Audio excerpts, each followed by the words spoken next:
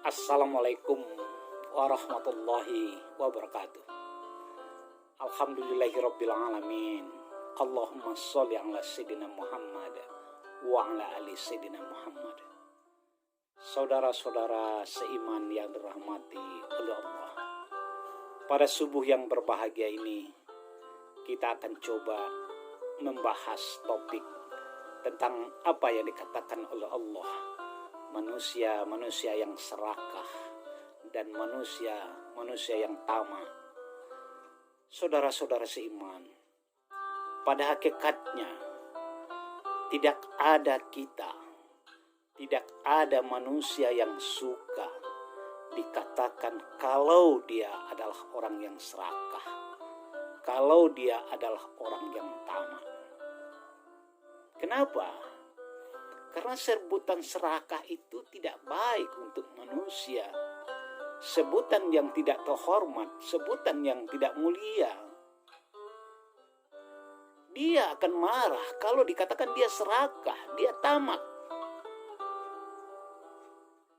Tetapi kenyataannya, manusia serakah itu memang ada kok, bapak-bapak, ibu-ibu. Manusia tamak itu memang ada kok. Kalau tidak ada, untuk apa Allah menyebutnya dalam Al-Quran, dalam firman-Nya? Bismillahirrahmanirrahim.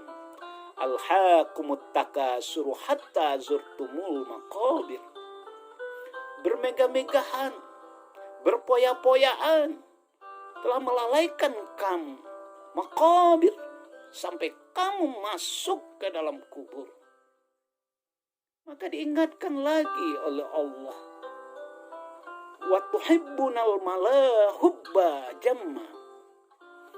Kecintaannya kepada dunia, kepada harta, kata Allah, hubba jamma, benar-benar telah berlebihan. Maka itulah yang dikatakan manusia yang serakah. Saudara-saudara seiman, ternyata Allah juga telah mencontohkan, memberikan contoh kepada seekor lalat, kepada seekor nyamuk, tentang contoh keserakahan itu.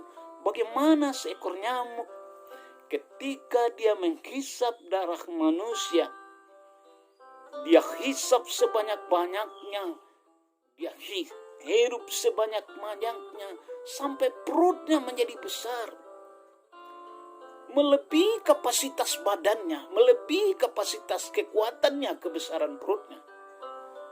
Dan ketika perutnya sudah besar, apa yang terjadi? Ternyata nyamuk tidak bisa terbang jauh dan terbang tinggi, malah jatuh di tempat. Ketika dia sudah jatuh, tentu dengan mudah dia mati atau dipukul oleh manusia.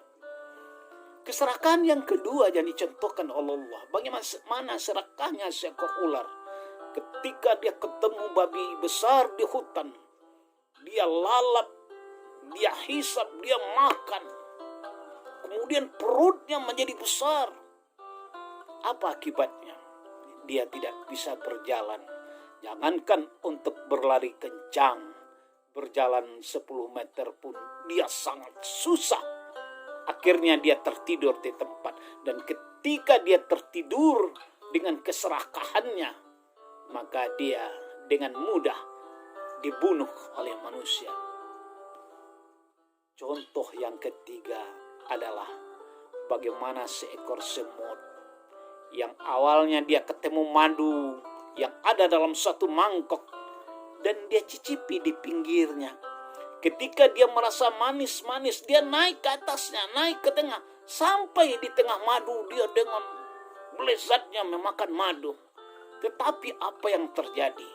Ketika dia berada di tengah-tengah madu yang satu mangkok besar itu, dia tak bisa keluar karena kaki-kakinya semuanya sudah terkaku, terjerat oleh madu lebah itu. Apa yang terjadi? Semut menjadi mati di tengah manisnya madu.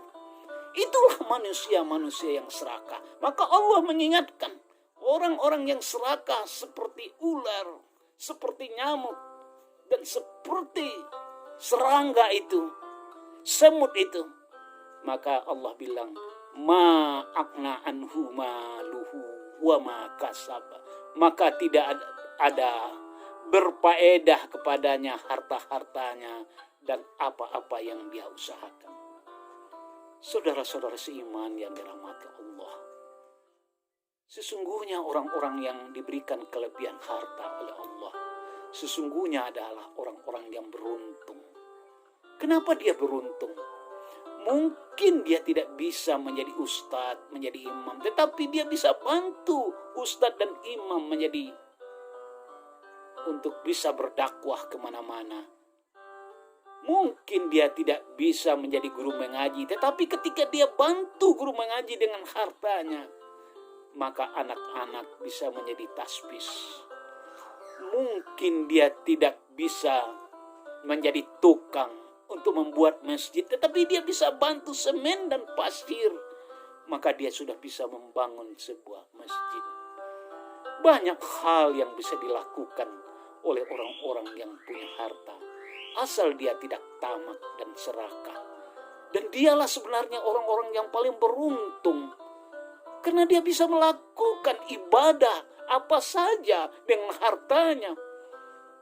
Dia bisa melaksanakan apa saja dengan hartanya. Dia mungkin belum bisa naik haji, tapi dengan uangnya dia bantu fakir miskin untuk naik haji. Dia bisa tidak bisa bekerja di panti jompo melayani orang-orang susah, tapi dengan uangnya dia bisa bantu petugas-petugas, guru-guru yang ada di panti jompo untuk melayani orang-orang yang hidup di hari tua susah.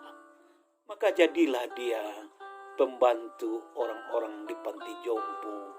Jadilah dia ayah dan ibu bagi anak yatim piatu ketika dia membantu orang-orang yang mengasuh yatim piatu di rumah yatim piatu. Saudara-saudara seiman yang sangat dirahmati oleh Allah, ma'akna anhu maluhu wa ma kasab, supaya harta kita bisa bermanfaat bagi kita, supaya harta kita bisa berguna bagi kita, maka jauhilah sifat serakah dan tamak. Faktabiru ya ulil albab. Assalamualaikum warahmatullahi wabarakatuh.